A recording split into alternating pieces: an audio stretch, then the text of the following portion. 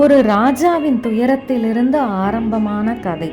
உலகத்தை காப்பாற்ற வந்த ராமரின் பிறப்பு. ராமர் எப்படி பிறந்தார் தெரியுமா? வணக்கம், இது உங்கள் ஸ்டோரி க்ளோரி தமிழ். கதைகள் உயிரோடு பேசும் இடம். அயோத்தி செழிப்பான அழகான ஒரு பேரரசு.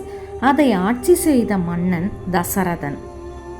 அயோத்தியை ஆட்சி செய்த தசரதன் மிகவும் நல்ல மன்னன். ஆனால் அவருக்கு ஒரு பெரிய துயரம் இருந்தது.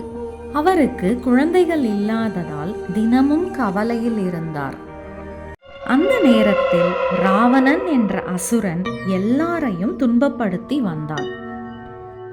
தேவர்கள் அனைவரும் விஷ்ணுவிடம் சென்று உதவி கேட்டார்கள்.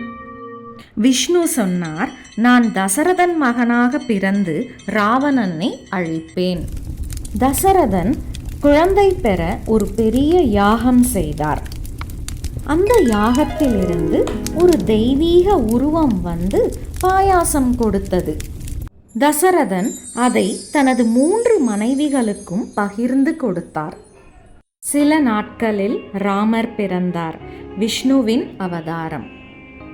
முழு அயோத்தியும் மகிழ்ச்சியில் கொண்டாடியது. இதுதான் ராமர் பிறந்த கதை. இதன் அடுத்த பகுதியை பார்க்க ஸ்டோரி க்ளோரி தமிழ் சேனலை ஃபாலோ பண்ணுங்க. தேங்க்யூ.